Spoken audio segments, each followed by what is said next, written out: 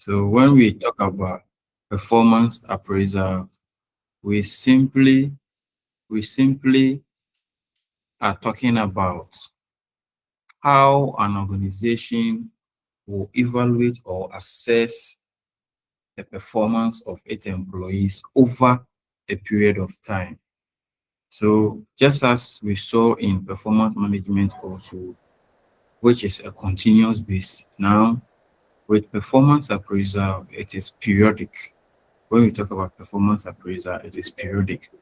And by periodic, it can be quarterly, it can be semi-annually, or it can be annually. That an organization would want to evaluate the performance of its employees. So probably the organization may decide that at the end of every quarter, performance appraisal needs to be done so that we check whether employees are on track or not. We saw also previously that this goal setting that they set with supervisors and set their goals. Probably you may not want the year to end before you assess their performance, maybe quarterly, semi-annually. Even some organizations, the whole year, they do it once. But the whole idea about performance appraisal is that you want to assess the performance of your employees. So first, we look at the question, what is performance appraisal? And by looking at what performance appraisal is, we are saying that many organizations assess the job performance of their employees annually, biannually,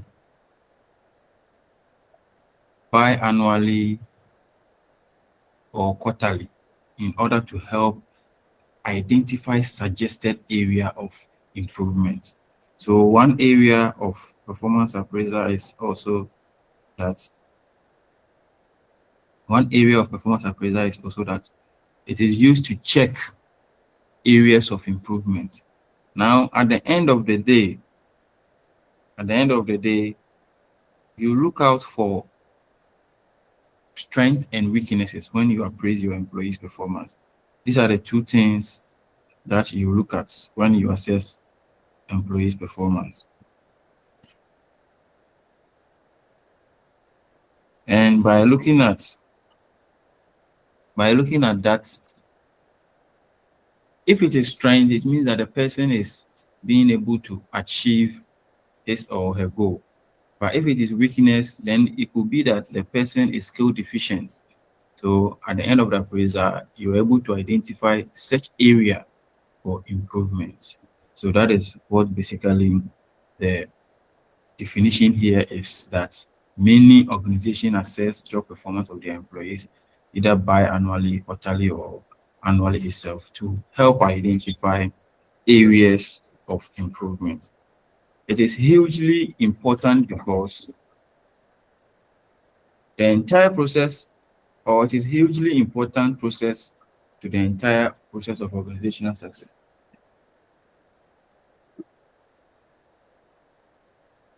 The human resource department usually manage the assessment of performance of employees. Unlike the first one, the one we looked at last week, and we said that it is your immediate supervisor that you are under who will be able to be in the position to manage your performance on daily basis. However, when it comes to performance appraisal, because it is periodic, because it is quarterly or biannually, when time is approaching, the HR department or the HR managers will facilitate that it is a period for appraising employee performance. So normally we say performance appraisal is driven by the human resource, while performance management is driven by supervisors or line managers.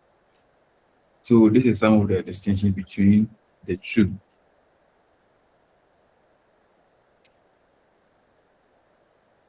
We have another definition which says that performance appraisal is a formal and systematic process by which job relevant strengths and weaknesses of employees are identified, observed, measured, recorded, and developed.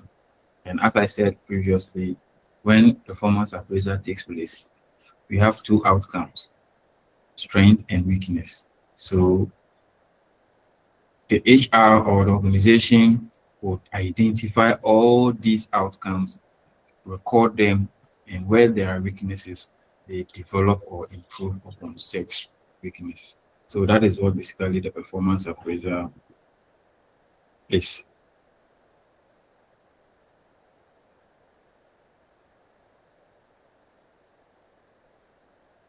Now, it is a regular, formalized, recorded review of the way an employee is performing on his or her job. So all the definition that we are seeing, it is about appraising or assessing or evaluating the performance of an employee. So looking at this one also, put differently, performance review session gives employee feedback on past performance and potential or future potential. When you appraise an employee's performance, so normally sometimes you have a heading to be as performance appraiser and feedback, because there should not be performance appraisal without feedback. Your employees will not be able to know whether they are performing or not. They will not be able to know whether they are performing or not. So normally we say performance appraisal and feedback. And it is the feedback that your employees get for them to know how they are performing and the future potential that they may have or what they must do going into the future. So that is basically what the performance appraiser is. And as I said, it's simply you assessing the performance of your employees over a period of time. Now let's look at some of the purposes of performance appraisal.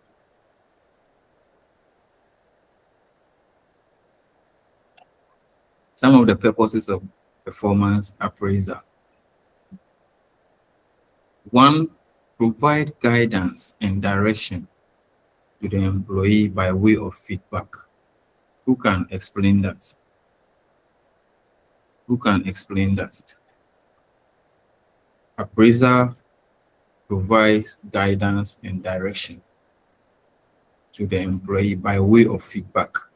Who can explain that? Kindly show my hand first. Yes, Al Hassan. Yes, sir. Feedback means when they send it to management, management will have to give you your it's a form of record and marks, so that they will give you a percentage, or they will give you a feedback. Maybe you need additional training, or maybe you need some kind of advice or some kind of guidelines, so that to help you do the work better.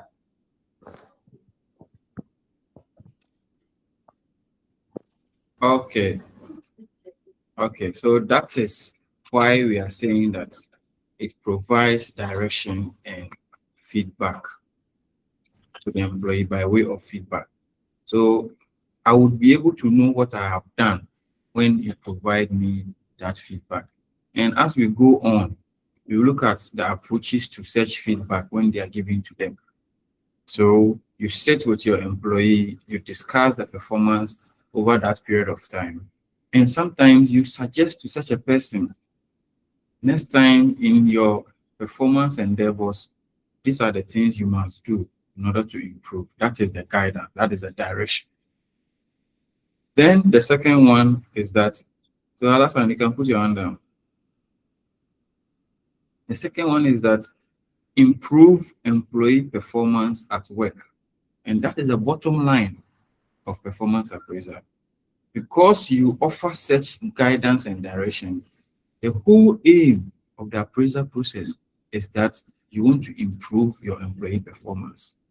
So this one, it is self-explanatory or easy to understand. Provide justification for promotion, transfer, or termination.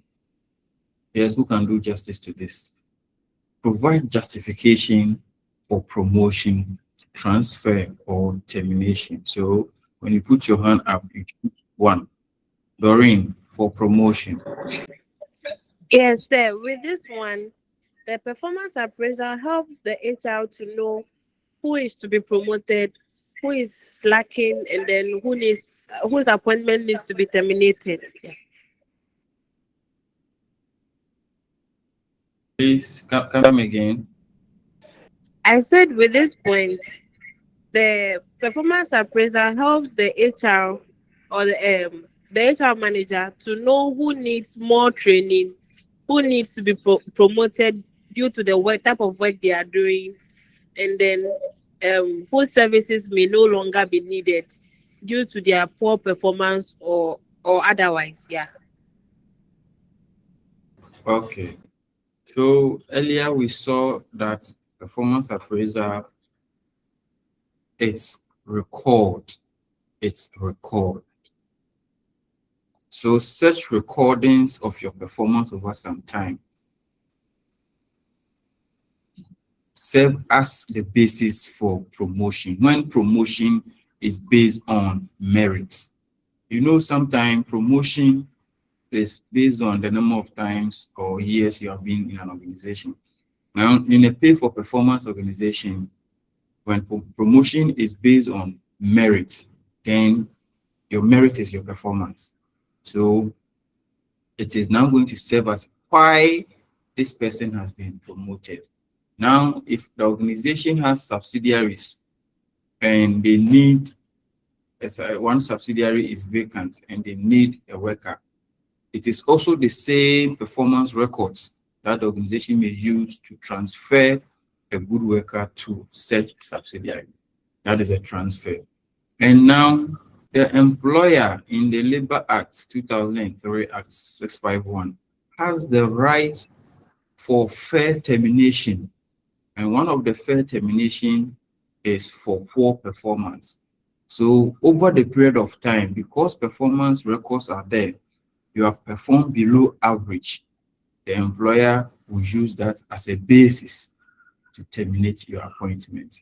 So which is why one of the reasons or the purposes of performance appraisal is to justify promotion, transfer, and termination.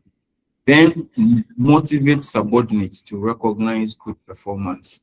Who will do justice to that? Performance appraiser motivates subordinates to recognize good performance.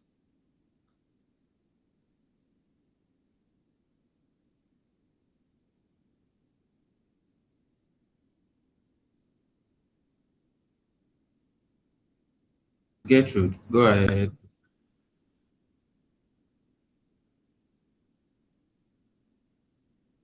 Yes, Gertrude. Yes, sir. Yes, go Please, ahead. it was a mistake. Hey, Gertrude. Uh, Okay, then put your hand down. Yes, motivates. Hey, we have another Gertrude. Which of the? I can see Gertrude.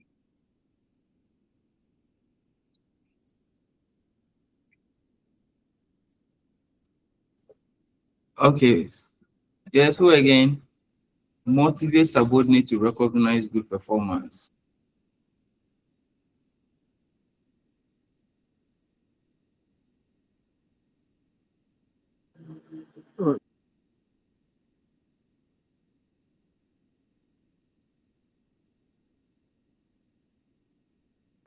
Sir, please the question again. Yes, Raymond. Okay. Yes, sir. I want to give it a shot. So when you say performance appraiser motivates subordinates to recognize good performance, in my understanding, it encourages other workers to put up their best when it comes to tasks that has been assigned to them. Okay. why other workers and not yourself, you that your performance have been appraised. It doesn't motivate you, but it motivates others. Is that so? No, sir. It will definitely motivate you to do a little better.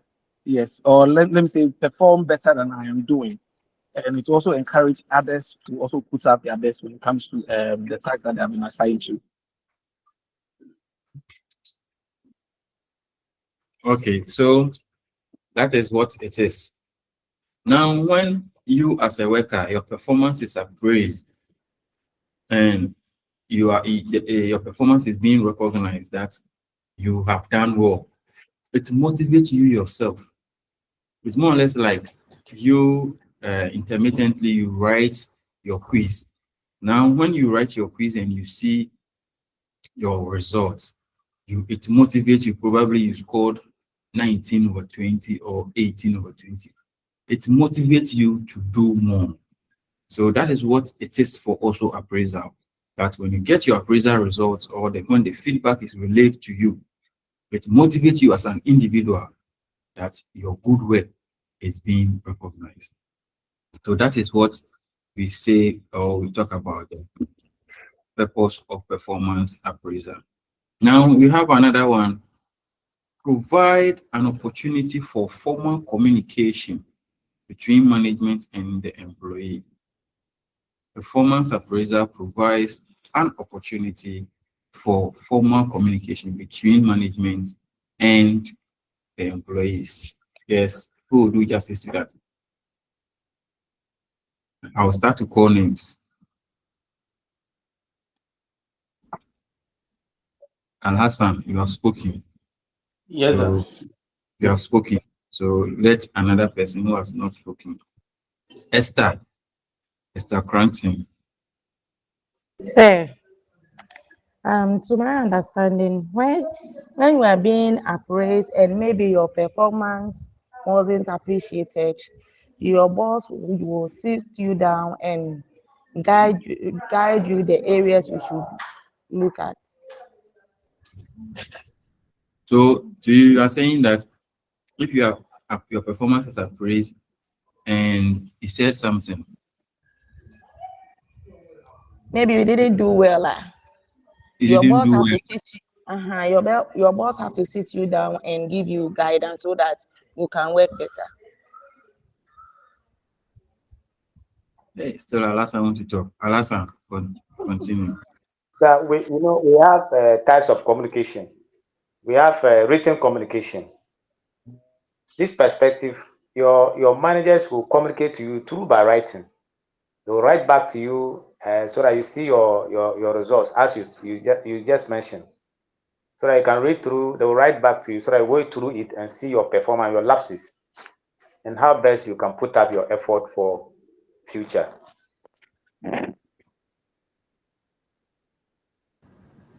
Okay, thank you. Now you realize that in our discussion, we have said that for workers or employees to be able to know how well they have performed, when you appraise them, they must know their results. They must know their results. And the result is through a feedback. So that feedback mechanism now provides the opportunity that the manager and the employee communicate. It is at that time that the employee can also talk or say things about his or her performance. Probably if things didn't go well, the employee has the opportunity to explain why those things didn't go well. So that is why it provides an opportunity for formal communication between the two, the manager or the supervisor and the employee. So your performance appraisal is done, the result is given to your immediate supervisor, then your HR, then you sit with HR, then HR tells you your performance that you have done well, keep it up, this way the things. Is there anything that you think we can also do for you? So that is, it creates that avenue for such communication. If you didn't do well, sometimes you are allowed to also tell them why you think you perform poorly. I hope you understand. So it is just the platform that is given for the communication. It provides that platform that management and employee communicate. I hope you understand. Yes, sir. Now, facilitate career planning and development.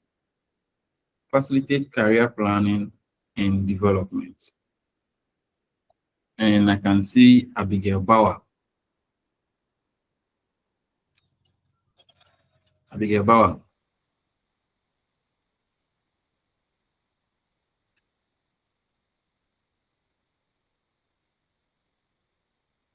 Yes, sir. Yes, Abigail. Kindly explain that to us. Facilitate career planning and development. Performance appraisal, facilitate career planning and development.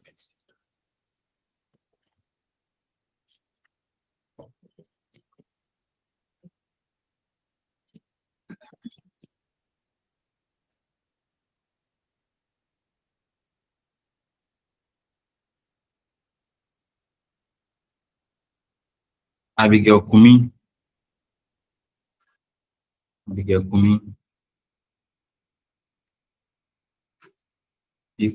If Bauer can't explain, Kumi, redeem yourselves.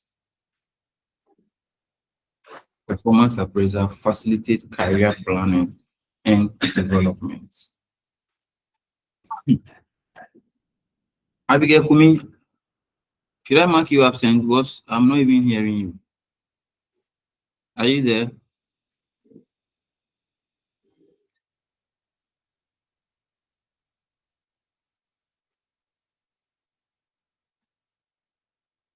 Okay, class. Abigail Kumi just logged in and slept.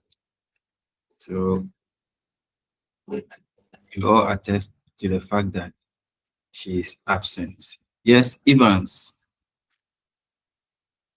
Go ahead, Evans. Hello, sir. This is Gifty Abba.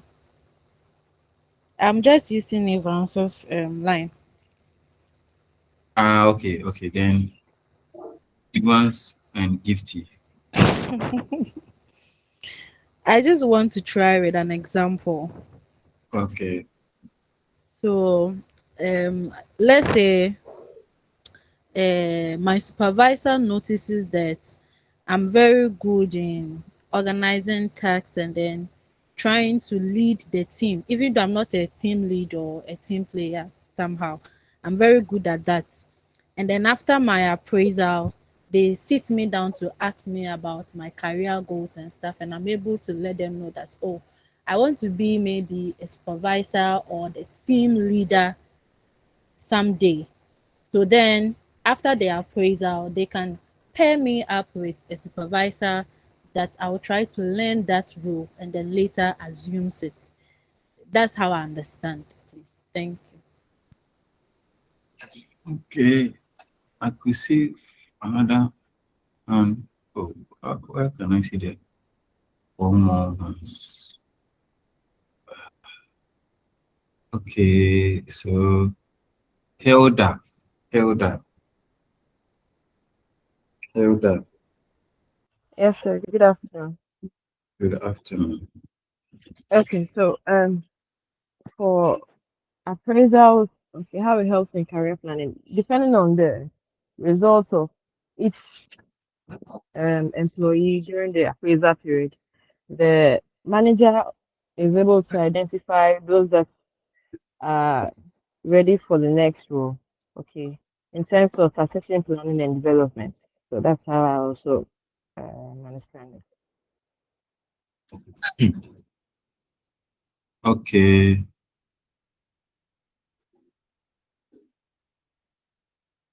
Al Hassan. Yes, sir. Uh-huh. Yes, I want to add up to what she just said. It's Mhm. just to prepare. It help HR to prepare someone ahead of a task. For instance, if it is a vacancy, who's supposed to be filled into such vacancies, or somebody who's supposed to lead a particular place. Let's say if you are in accounts department and your accountant knows very well that your HR knows very well that if your senior accountant go on leave, you can be able to fix up to his or her position, so that HR can quickly it will help HR to plan towards you in case of such leaves or in case of sick leave. You may be able to they may able to get someone to be in that particular position, so that the vacancies there may not be what be empty. That was what I. Okay. So if you have seen or heard this before, who is it that he will not talk, and anytime somebody says something, he will be clapping?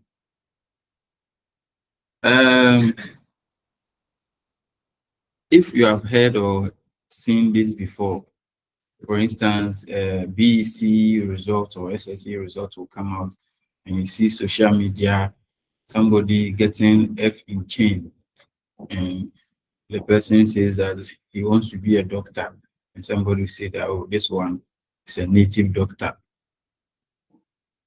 or a fetish priest. Have you watched such video before? So it means that such a person, the doctor that he or she is saying he wants to do, he can't be the medical doctor or the native doctor. We use herbs. So in the same way, when your appraisal results have been gathered over time, it enables you to know that you do well in this than others. You do well in some of the aspects better than the others, and hence you can concentrate on that as a career path and for your development. You see your child's results and you think that, oh, all the science courses, it did well. So you could tell that this person, he will do well in this part. So the same way in an organization also, when your performance is being appraised over a period of time, it enables management to know, or even you yourself as a worker, where you work best, where you put in your best effort to be able to push you through such plan of your career that you have. Then providing inputs for personal corrective intervention. Providing inputs for personal corrective intervention. Yes, who again?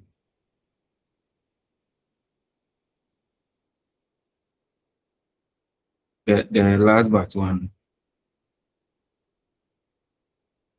Providing inputs for personal corrective intervention.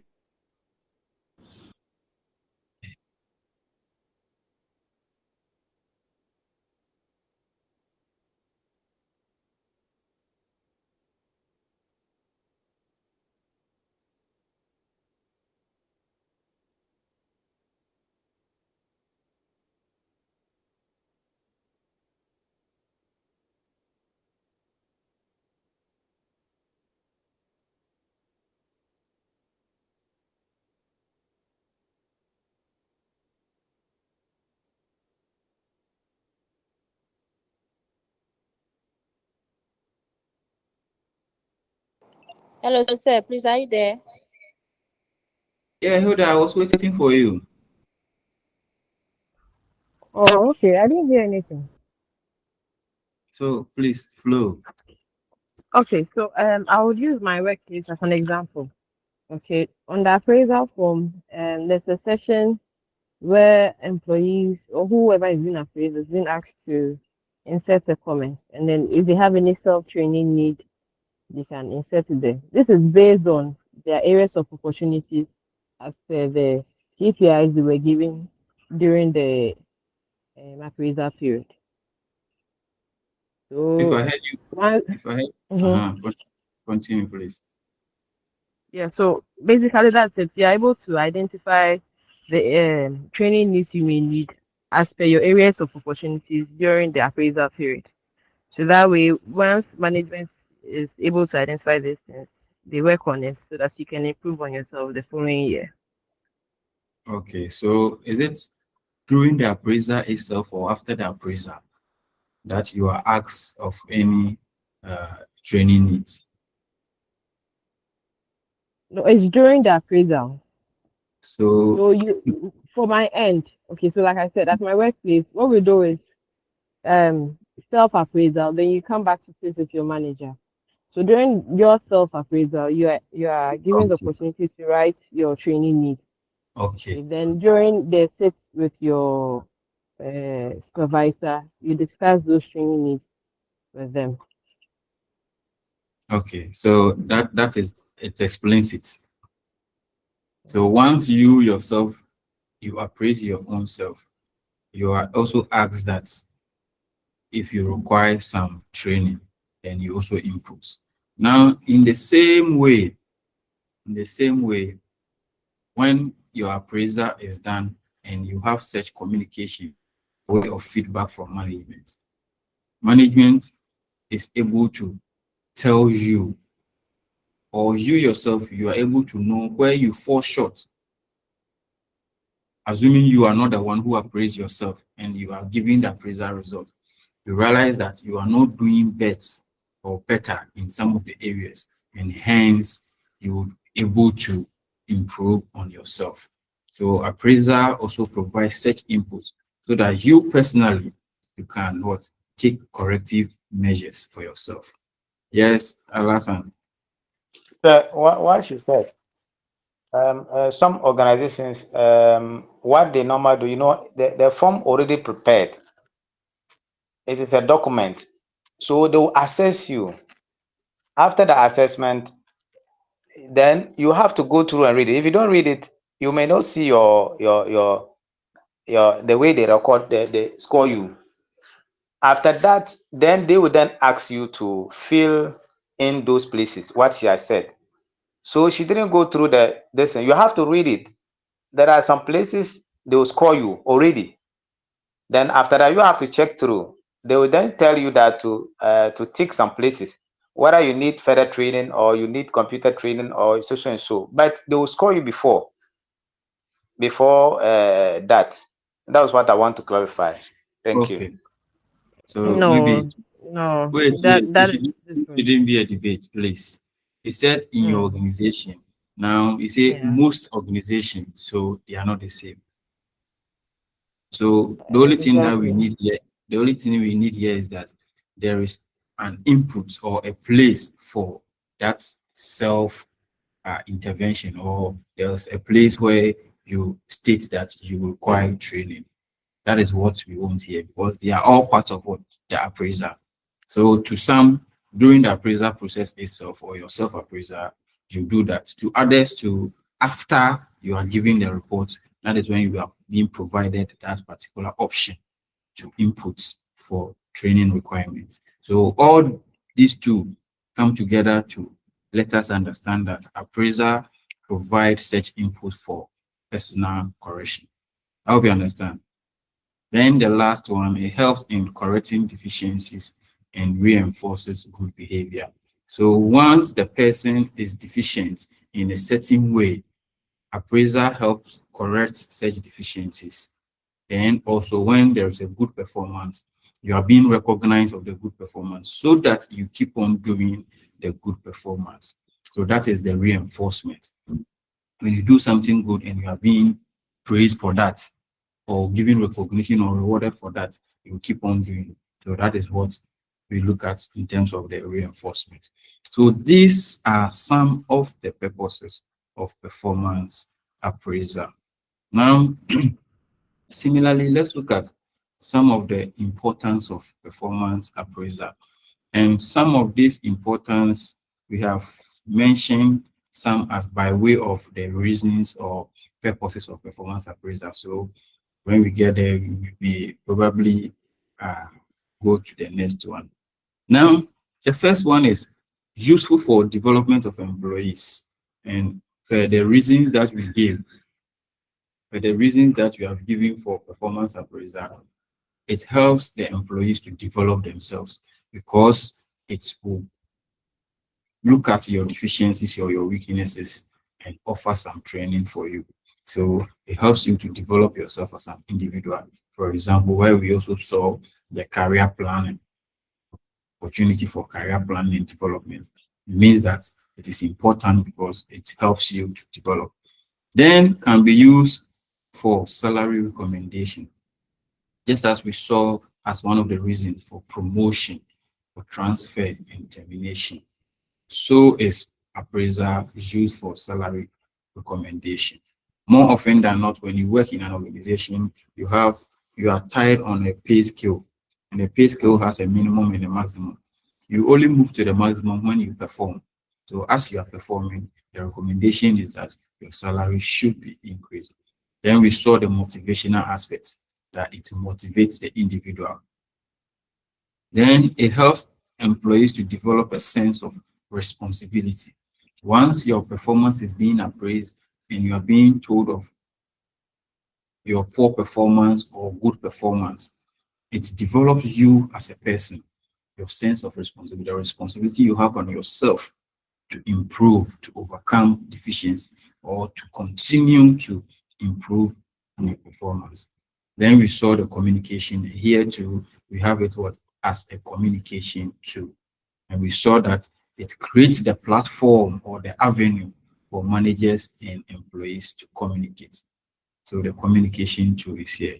Now, what we did not talk about is as a legal defense for both parties. And I want someone to explain here that one of the importance of performance appraisal is that it serves as a legal defense for both parties. Who can do that? Yes, Paul.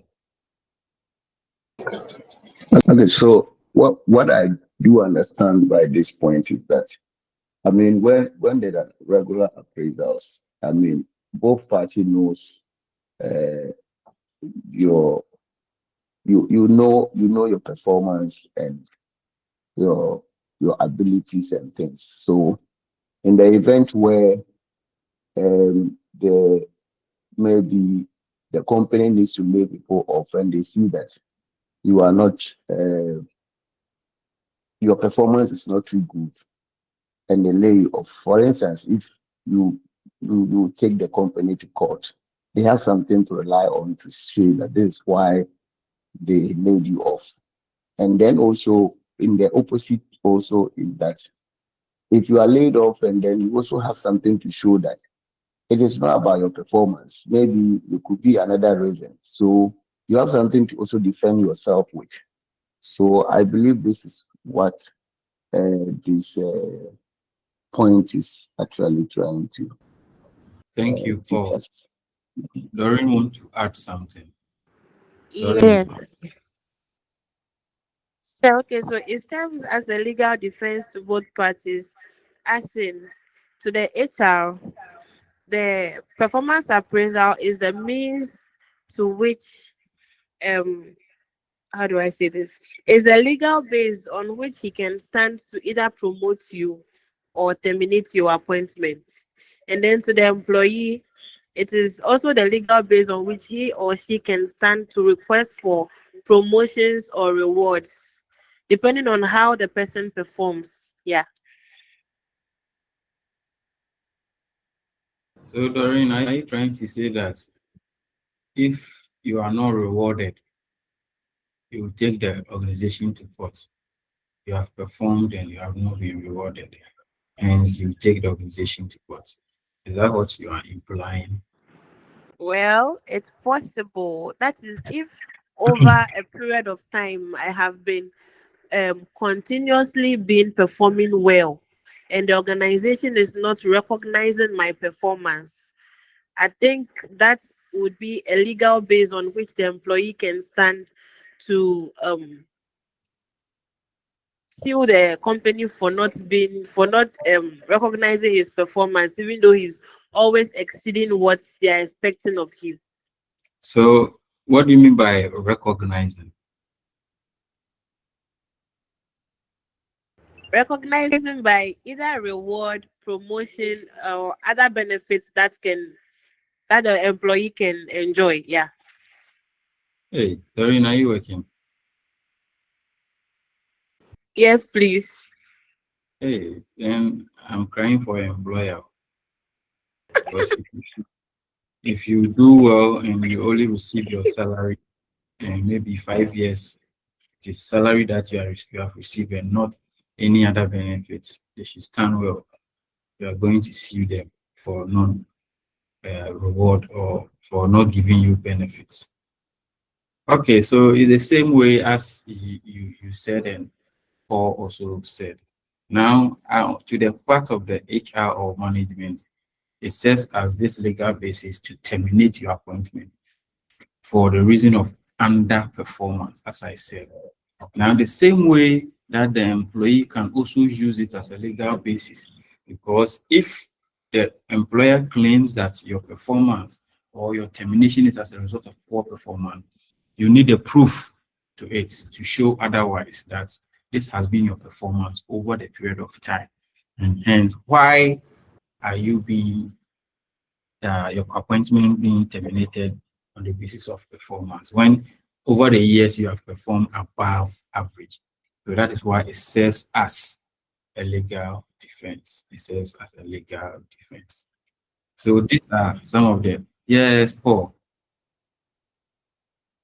So say, in the event where the employee doesn't have uh, access to his performance appraisals, how will he be able to defend himself if he has to Okay. defend himself in the Okay. event where he is not performing?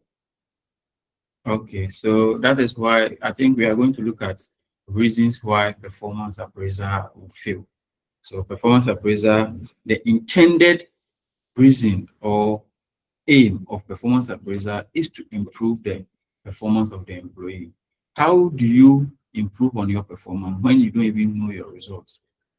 How do you improve on your learning when you don't even get your pieces? How do you study for the exam to know maybe your learning is good or you are not the style of learning is not helping you?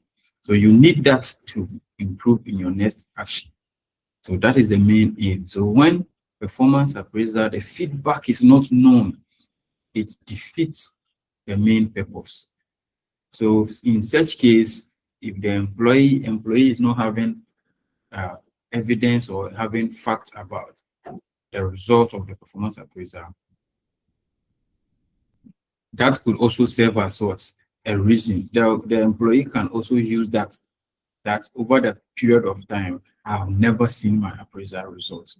So hence, I don't know whether to improve or not. It can also do that, but it is on a lighter note than when you have the evidence at hand that this has been your performance over some time.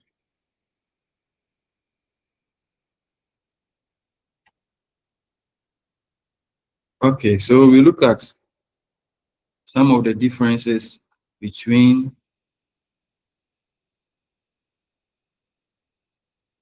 performance management and appraisal. Performance management and appraisal.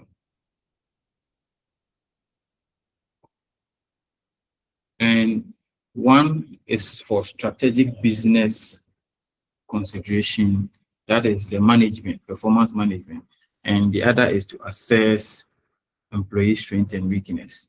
So if you remember the definition we gave for performance management, we said we are managing the performance of the whole organization, department, and individuals.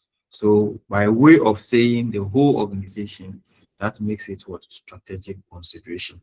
It's only at the individual level we can see the performance appraisal. So it's to assess the strength and weakness of the employee. Then ongoing feedback. It is on daily basis when we talk about performance management. However, with respect to appraisal, we saw earlier that either quarterly, annually, or biannually. Then with performance management, there is ongoing feedback, so employees can improve upon their performance. But with performance appraisal, it lacks ongoing feedback. It doesn't mean there is no feedback. Now, the key term here is ongoing. So every blessed day when we are managing your performance, there is ongoing feedback. You receive feedback every day. But in performance appraisal, the feedback is periodic. Feedback is periodic. That is what we mean by that. Then with performance management, it is driven by the line managers, as I said earlier. Performance management is driven by line managers, while performance appraisal is driven by the human resource department. So this is, or these are some of the distinguishing factors between performance appraisal and performance management. Now we look at another concept: who should appraise performance? We've spoken a lot about performance appraisal, but we don't know who can appraise performance appraisal. And we saw Hilda explaining how performance appraisal can be used for personal corrective intervention when she appraises herself.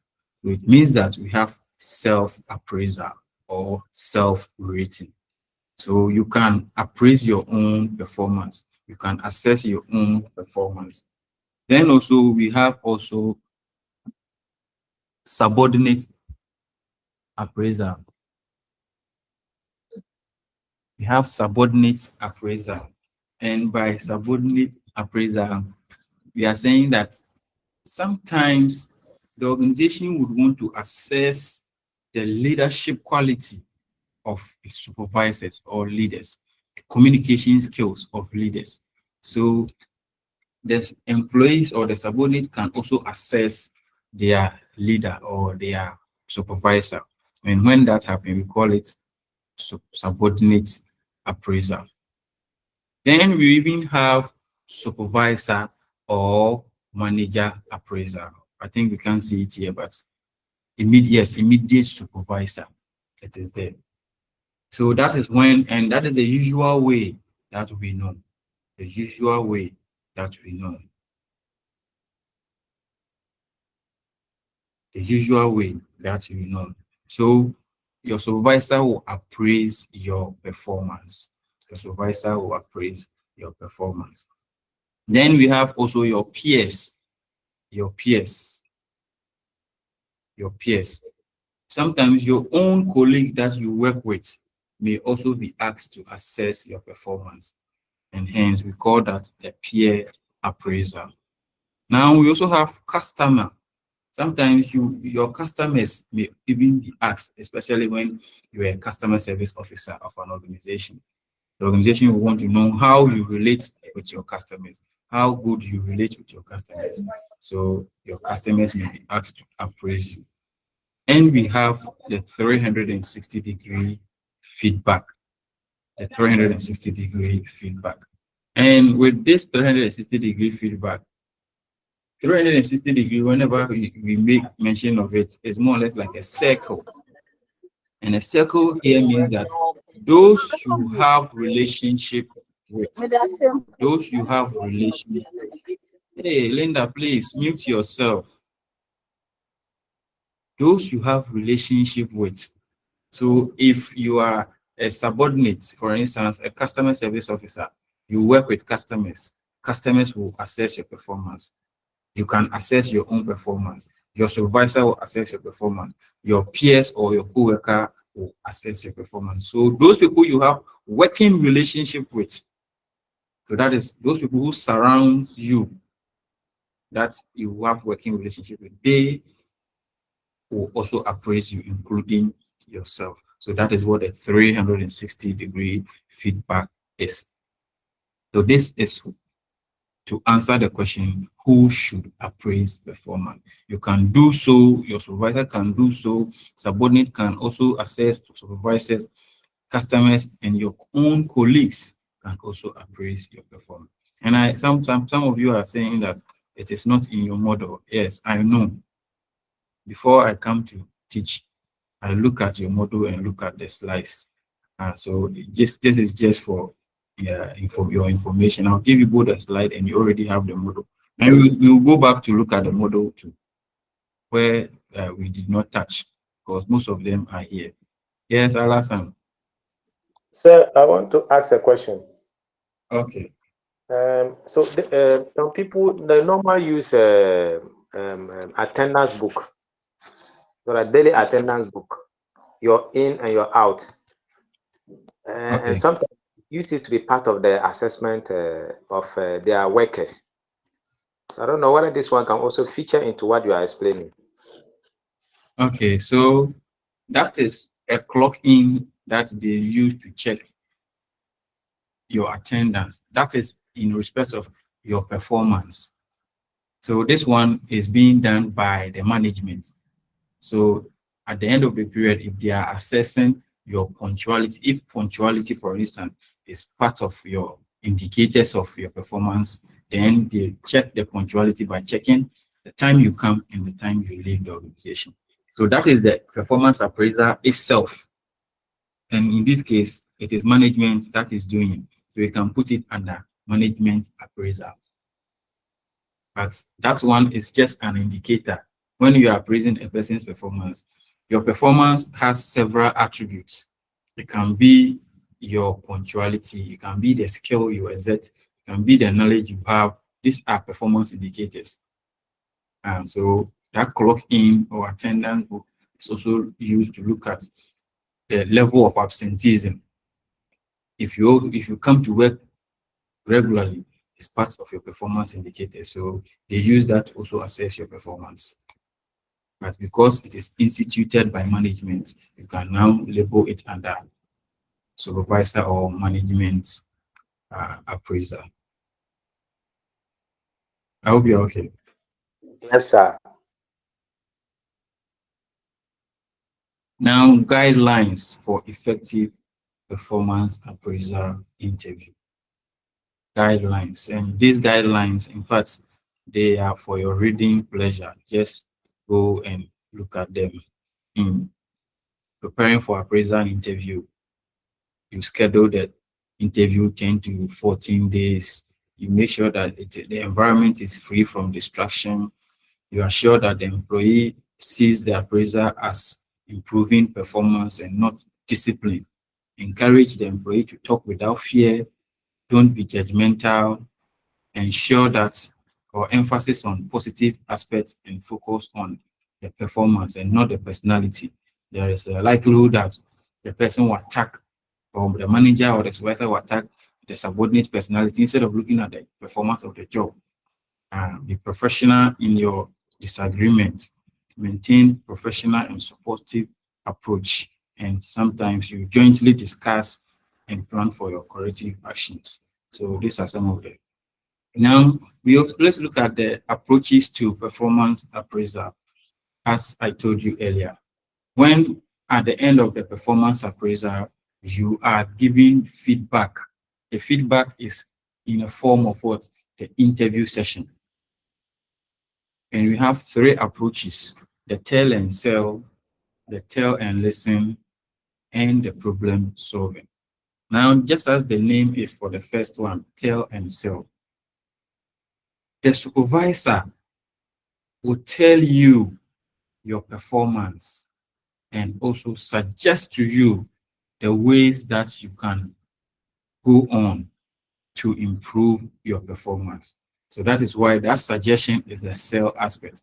So I tell you your performance and I suggest to you that I think if you do this and that, it will help you improve your performance. That is the sell aspect. So we have the tell and sell approach. And normally this tell and sell is given to people who have come to the organization as new entrants or new employees, because such people have been new in the organization and therefore they must be told their performance, or they must be told set behaviors that they must put forward to improve their performance. However, if the person has been there for a long time, you don't use this approach anymore, but you use the tell and listen approach. where your supervisor will tell you, or the appraiser will tell you your performance, and now sit back and listen to you as you defend yourself or give reasons for why you performed poorly. Because in this case, you are not new.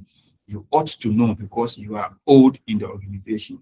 So hence why the poor performance. Then you now suggest, or you, based on what the person says, you offer little suggestion. Unlike the tell and sell that the appraiser will suggest to the appraisee, in this case, the appraiser may suggest but a limited form. The only thing the appraiser does is, after giving the appraisal result, the appraiser will now have to listen to the appraisee as the appraisee talk and defend himself or herself. Then synonymous to that is the problem-solving approach, where both parties, after the information has been relayed, both parties together sit and find a solution to the problem. So that is a problem-solving approach. And this one also, it is used when the employee has also been with the organization for a longer period of time. So these are the approaches to performance appraisal. These are the approaches to performance appraisal.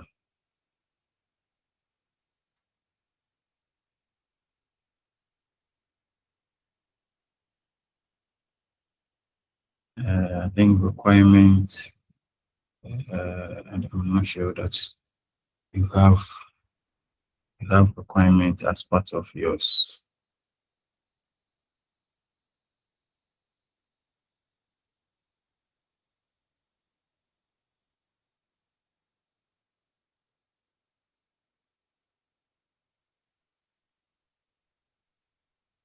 Okay, so we have a lot of guidelines also in yours and the common. Okay.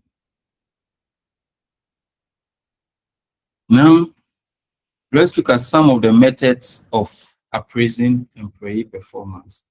Some of the methods of appraising employee performance. And these methods can also be tools used in appraising employee performance. We have the narrative rating. And the narrative rating, as you can listen or you can hear the name, narrative. You are narrating the story. It's like you narrating a story. So here, the appraiser just narrates right about the strength and weakness of the employee in terms of the performance. So the rater simply provide a written description of the employee performance. So the person's strength and the person's weakness. That is what the narration or the narrative rating. We also have the graphic rating scale. The graphic rating scale. And the graphic rating scale is such that with this type of rating scale, what the appraiser does is that, just as Alasan asked the question in terms of the attendance or the clock in, and I was explaining that performance has some attributes or indicators. So for example, punctuality is part of assessing your performance. Your skill level, your knowledge level, your ability level are all indicators of your performance. Now, how do you rate such a person in terms of using the graphic rating? Now, all these attributes that I have mentioned, you put a scale attached to such attributes. So if it is punctuality, you have a scale of 1 to 10.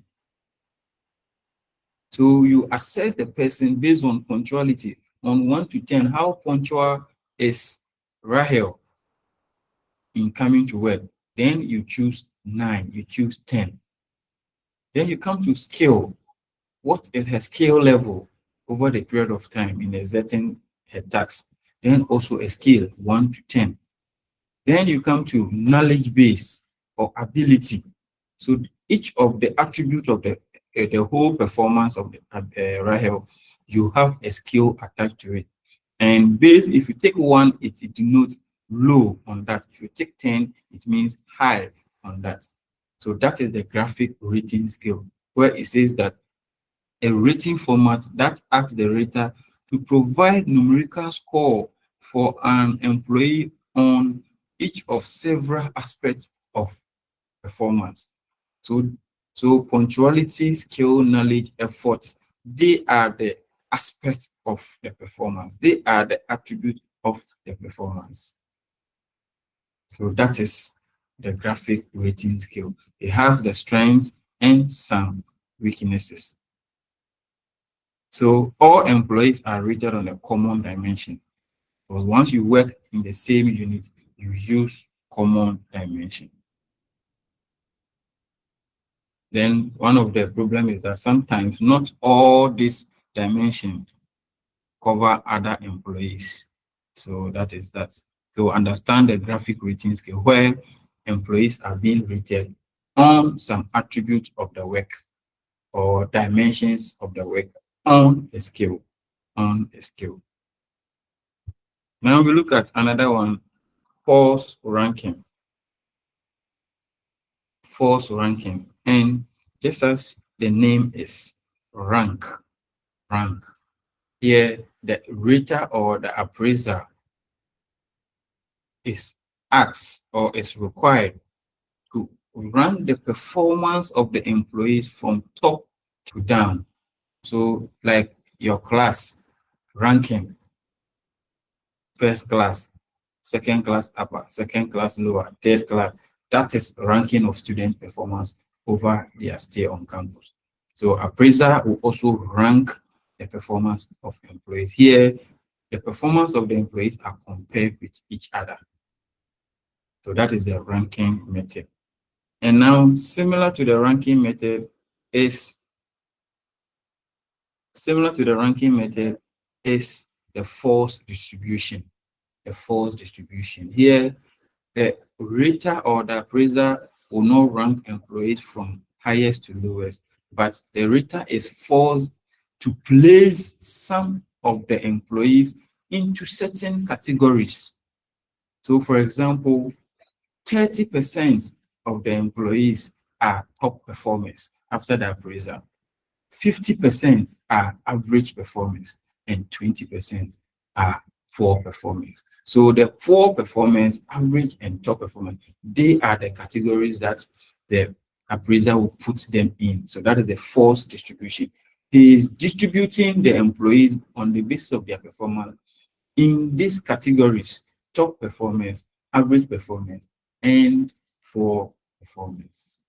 So that is the force distribution. Then we have critical incidents. Critical incidents, where it says that the appraiser keeps log of positive and negative incidents of the work. The appraiser, so based on the type of work you do, your appraiser or your supervisor will just keep a log of your positive behavior and negative behavior. So it's just like the narration that we described. In this case, the description is on behavior, certain behaviors that is seen as positive and that is seen as negative. So that is a critical incident method. Then we also have the behaviorally anchored rating scale, just as the name is behaviorally anchored. It means that, and you can see there's a scale attached to it, just like the graphic rating scale where the dimensions of the work is also attached to a scale. Here, we look at behaviors. In assessing the employee's performance, you look at the behaviors of the employee. So if you take a nurse, if a nurse is going to be appraised, we have effective behaviors and ineffective behaviors. And what are some of the ineffective behaviors? One, a nurse that yells at a patient, then you give a scale 1 to 10. So yelling at patients is one of the ineffective behaviors. So if that is what you are going to be assessed on, here you're not going to assess on your scale. We are rather assessing you based on some behaviors on a scale. So yell at a patient is one of the ineffective behaviors. Not listening to or not listening attentively to patients is also one of the ineffective behaviors. So you realize that the ineffective behaviors will be ranked from highest to lowest, and each of them has a scale. So if along the period you have been observed that you yell at your patient, then in this case, on the scale of 1 to 10, you are going to be, your supervisor can take 9, 10, and that is ineffective behavior. Then you come to the effective behaviors. Listen attentively to patients. Assist patients in taking drug. These are, so here in rating the person, you look at behavior.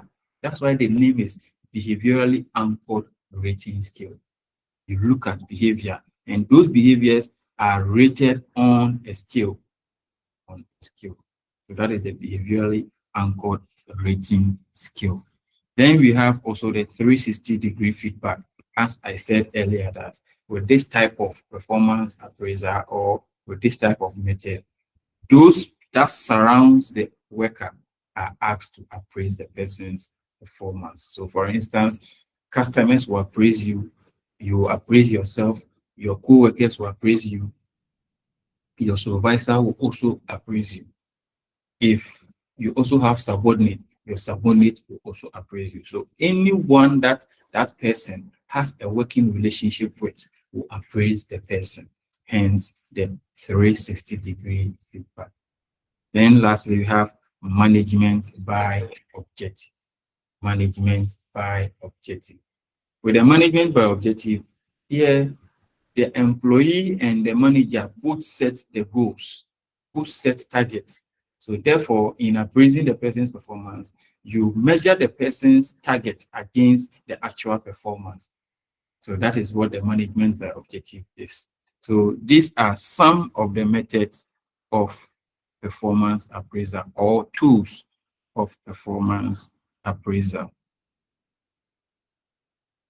Okay. Okay. Then let's look at some common errors. Some common errors or problems. Hello, sir. Yes, Martina. This is Raymond. Yeah, Raymond.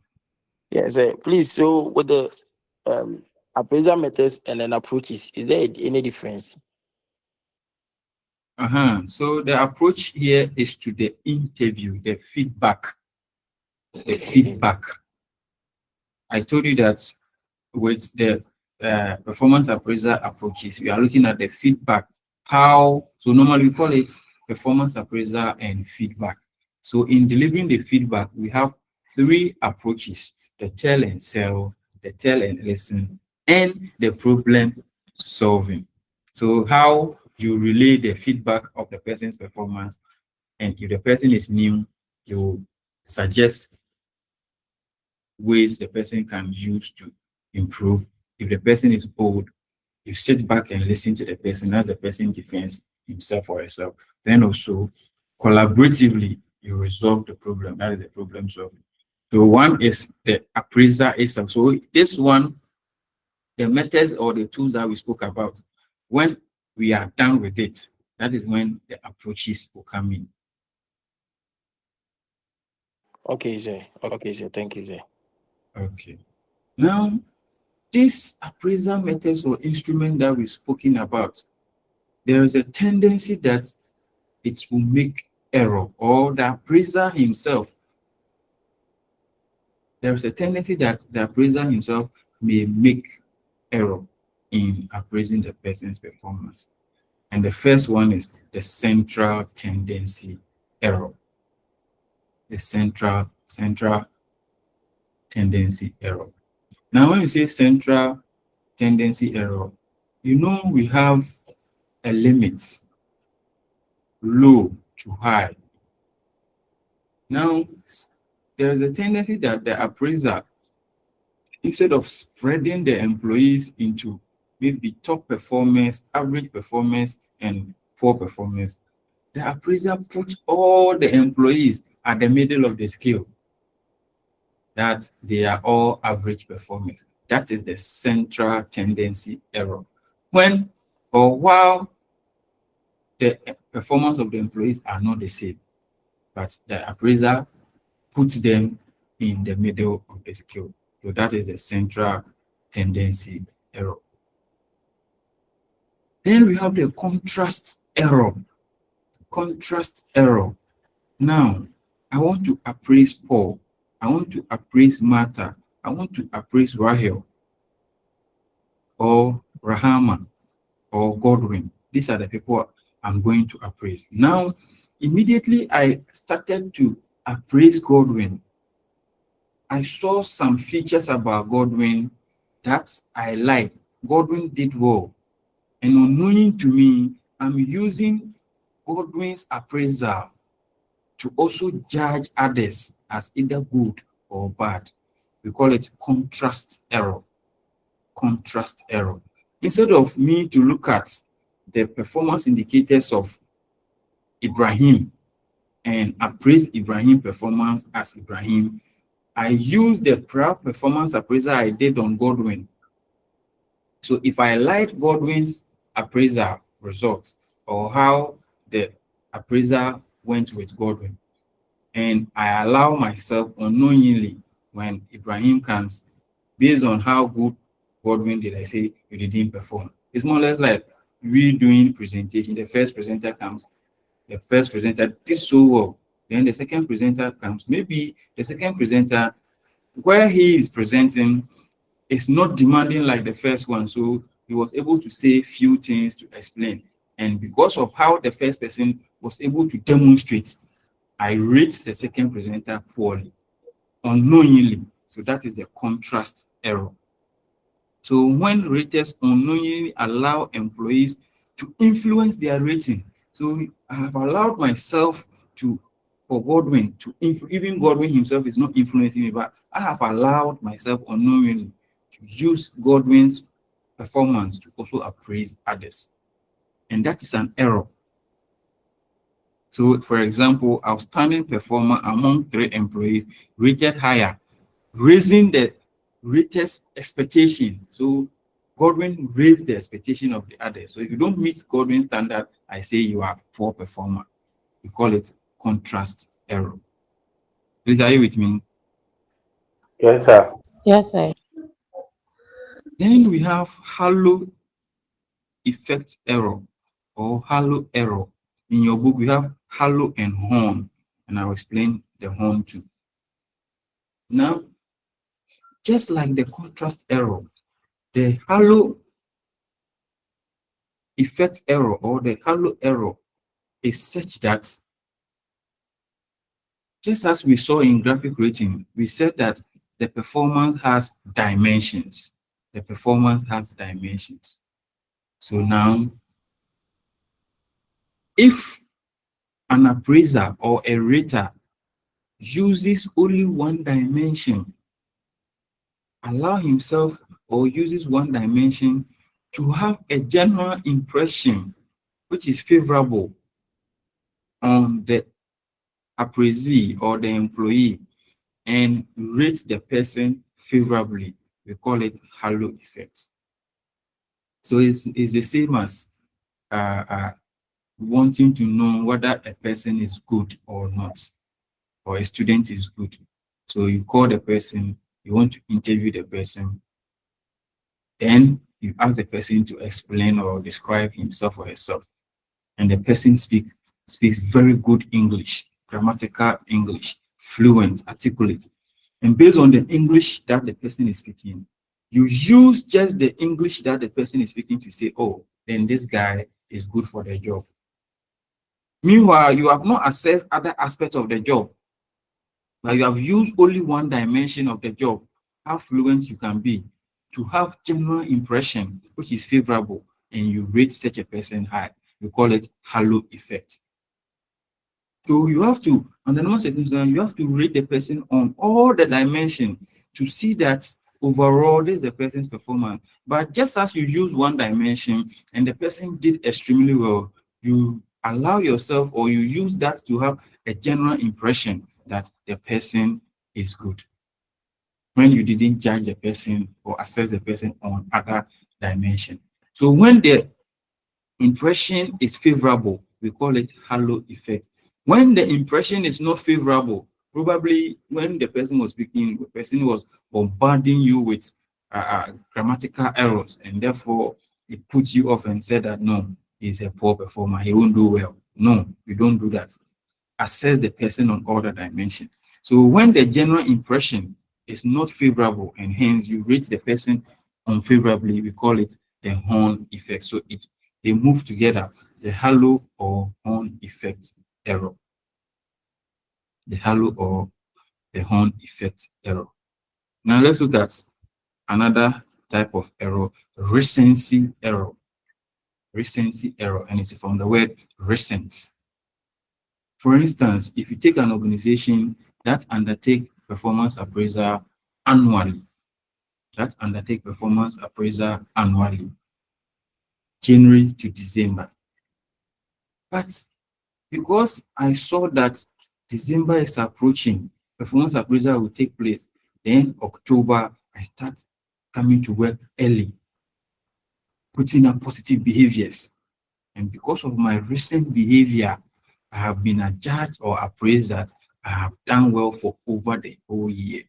That is a recency error, where the rater uses recent behavior to assess or to judge that the person has performed good or bad. So if, for instance, your recent behavior also is bad, and based on your recent behavior, you were rated poorly for the whole year, it is also an error. So whether the recent behavior is good and you were judged good, or the recent behavior is bad and you were judged bad, it is what? An error. And the opposite of the recent behavior is a primacy error, where we call it the first impression error. Primacy error is the same as the first impression.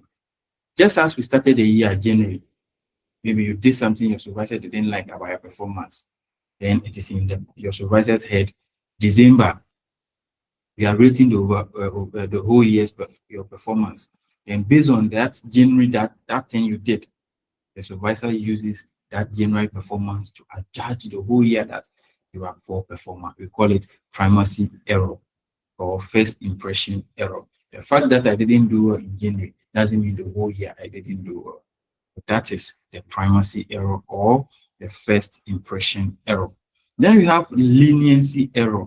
We call it leniency. It's from the word lenient. The person is so lenient that instead of him or her to be able to rate or put some of the employees as poor performers, the person says that you are all good performers. You rate all of you too high. Meanwhile, when you go deep, you didn't perform at that same level. That is leniency. It's from the word lenient. And the opposite is what? Strictness. So we have leniency or strictness error. The strictness error is that the person is so strict that the person rated all of you poor performers. Meanwhile, there are good performers in you. So these are some of the errors that when you conduct performance appraisal. So that is the strictness error. Normally we combine it as leniency or strictness error. Then we have similar to me error. Similar to me error, just as the name is. Okay, so I went to Boucher. So since I went to Boucher and I'm a good performer, if this person also went to Boucher, people we work hard. Boucher people, we work hard. And in this case, you say the person also is a good worker. No. So sometimes appraisers make such error by using similar to me effects to judge somebody as a good performer or a poor performer. And when you do that, it can damage the organization.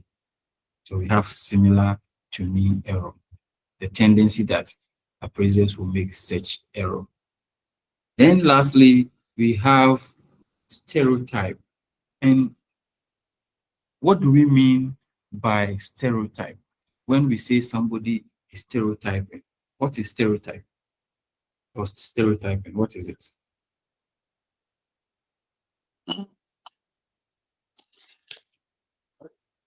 Sir, sir, Yes. stereotyping like the person color, language, or tribal. That is racism. That is racism.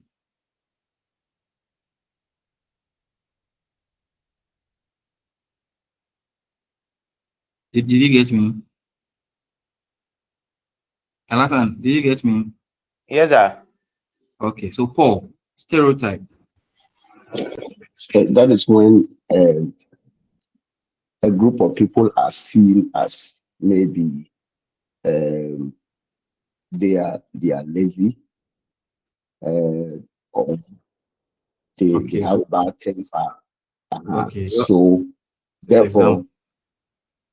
like maybe you see a group of tribe and they say, oh, these people they are hot tempered. Okay, or let's say we say people from the north are let's say people from the north are aggressive. So 100%.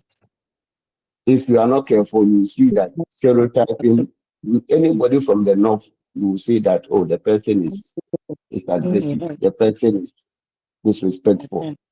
Okay, so that is an example of stereotype. Okay.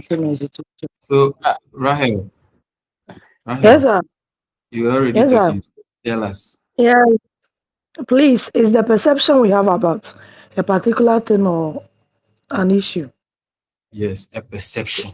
So Yes, it is a generalized assumption or perception we have about something or people, which may or may not be true.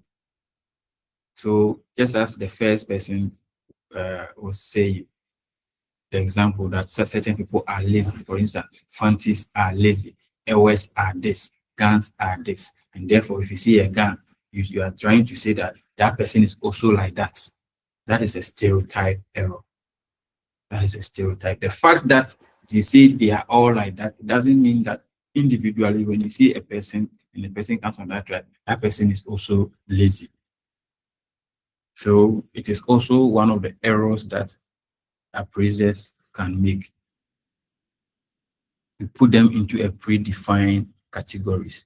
Yes, Rahel. Your hand is still up. sorry, sir. Okay. Uh, So that is uh, also one of the errors that appraisers are likely to make. Now, the last one is the false attribution error. The false attribution error. Now, with this false attribution error, you realize that there is a tendency that an employee will perform very well instead of the appraiser to attribute such good performance to the employee himself. Then the appraiser will say that, oh, this person, he or she had assistance from friends. So the appraiser is not recognizing your performance as you doing well, but saying that you did well because some of your colleagues assisted you. So that's why you perform. That is false attribution.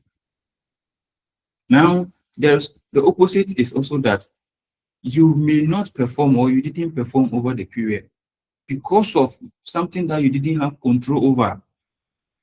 But the appraiser this time will not say it is because of this, that you couldn't perform, but will say you are a poor performer. Meanwhile, what caused your poor performance is something you didn't have control of, that you needed certain equipment you were not provided.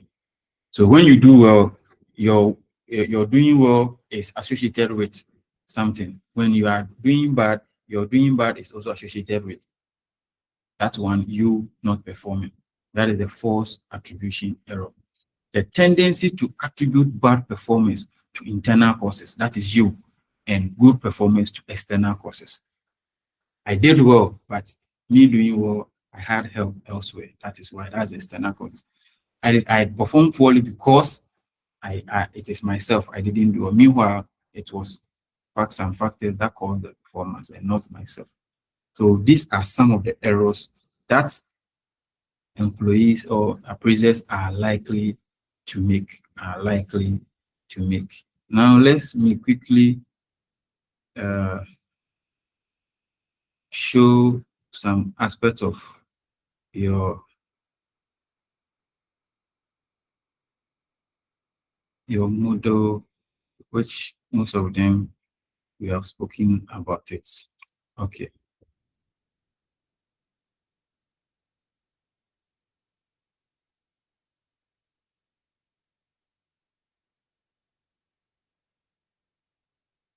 So the guidelines, we spoke about the guidelines, some of the guidelines, we spoke about them. Then the common errors.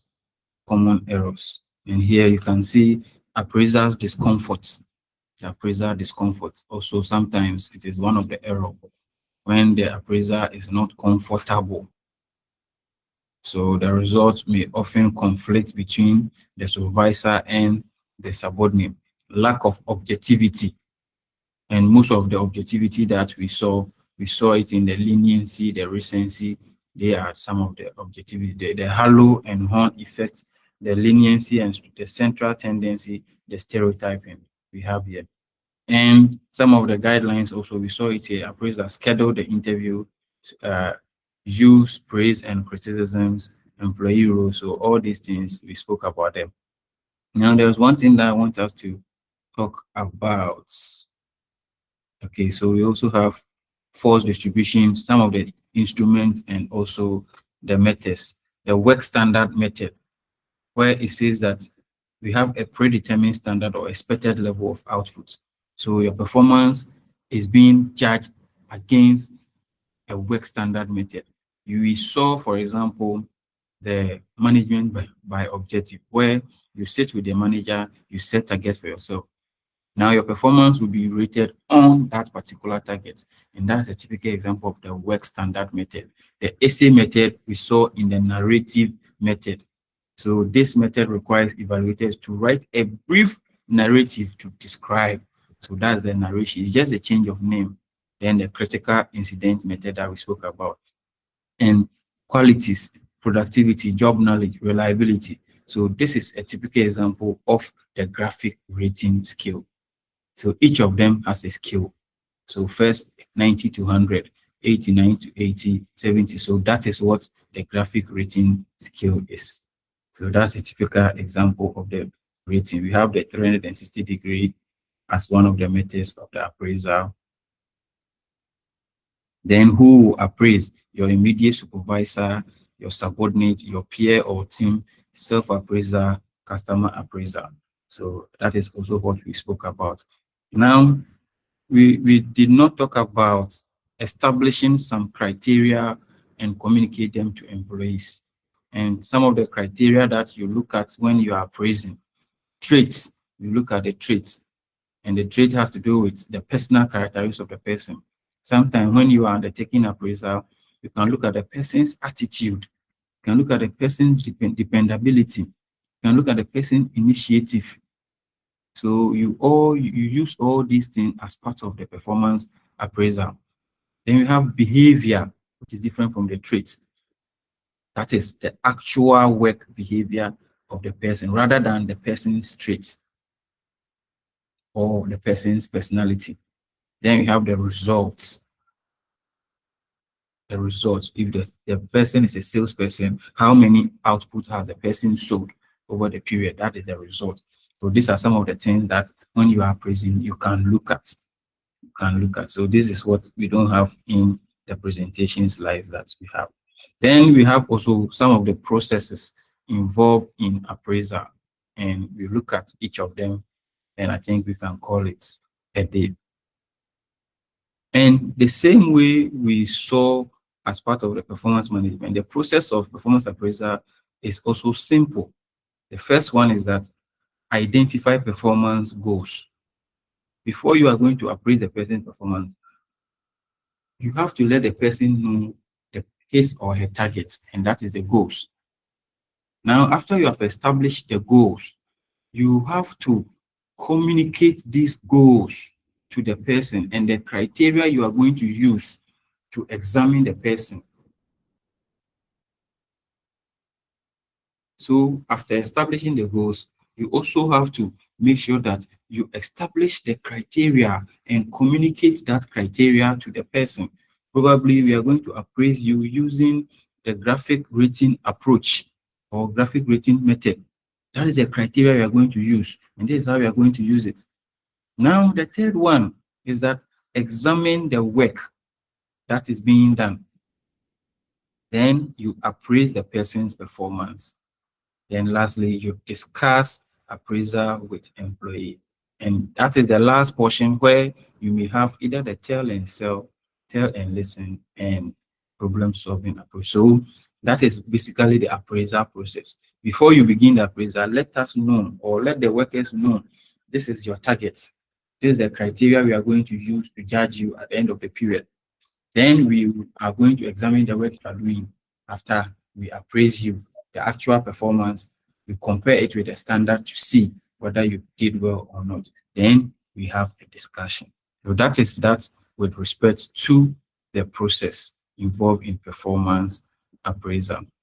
Then some of the uses of performance appraisal, we didn't talk about human resource planning, but performance appraisal is also used in human resource planning. We said that when you are planning on your human resource, what you are doing is that you are looking into the future, the skill requirements of your employees. So it is through performance appraisal that is when you are going to know that this is the skill requirement of your workers.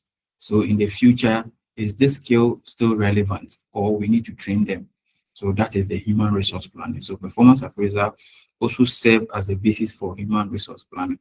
And sometimes when you find that some of the skills is better to go get them outside, then it serves as also a foundation for recruitment and selection. You go and hire people with those skills to add up into the organization. Then training and development, as we said, if you have weaknesses, then you are going to be trained in order to overcome that weakness. Then career planning and development, we spoke about it. Compensation, we also spoke about it, especially when we said for salary recommendation. Then internal employee relation. So the data that you have in respect of your performance appraisal also serve as a data where employees keep them and the employer also keep them to manage their relation. Don't forget that uh, uh, we have a concept in HR called collective bargaining and industrial relation. So these two people, they gather the data about their performance. So in this case, if you are transferring somebody, so for instance, you can see transfer also here, which we spoke about it, promotion, which we spoke about it, termination, layoff, demotion. These are some of the internal relation issues, employee relation issues that we spoke about. So most of them are in the model, just that the names were that different. So we saw the legal requirements of performance appraisal system that we spoke about. Then the concept of performance appraisal. So that is that with respect to the performance appraisal. Any question? Any question?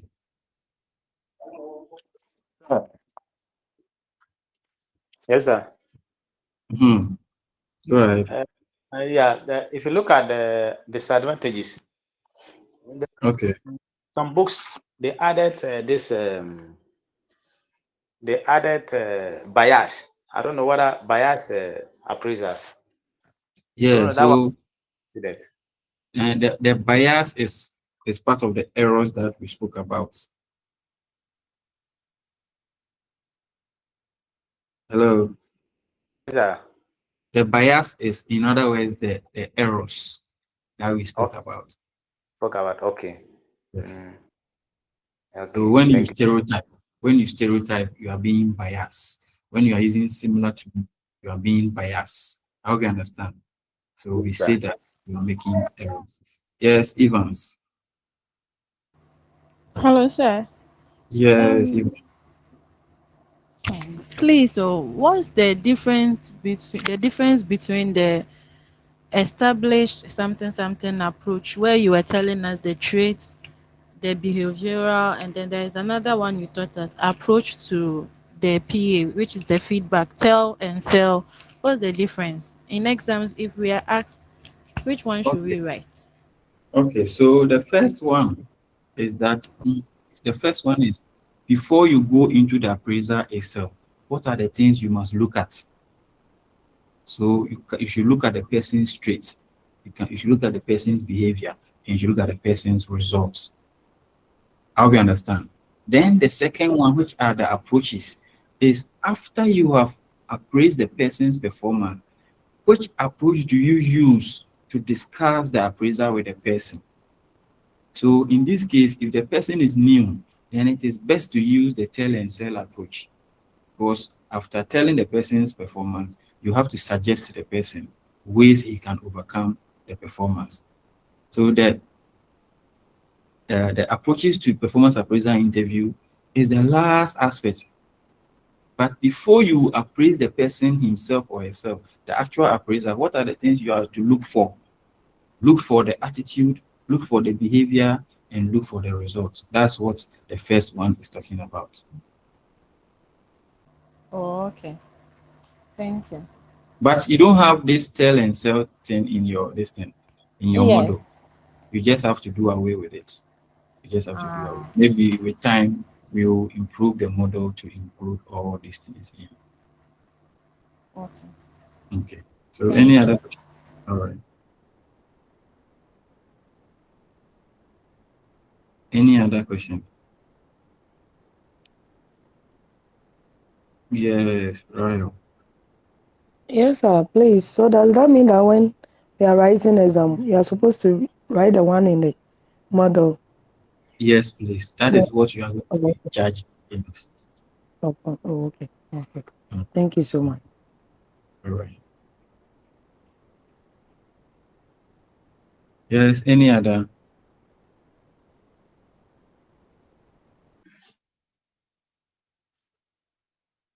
Who is Gifty Boatin? Boatima, you have clap, clap, clap, clap. We didn't hear your voice. Gifty Boatima. Yes, sir. Okay, at least you have responded. Next week you must talk. Yes, sir. Okay. Okay. All right. Okay. So in absence of any question, then I Next think week. So we can end here and meet God willing next week. So Sam.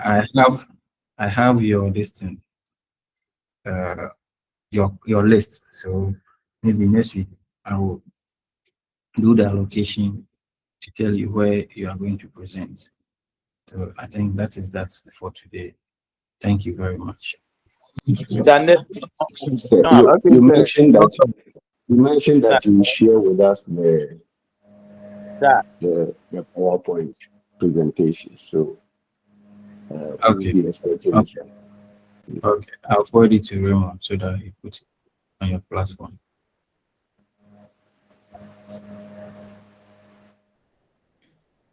Thank you, sir.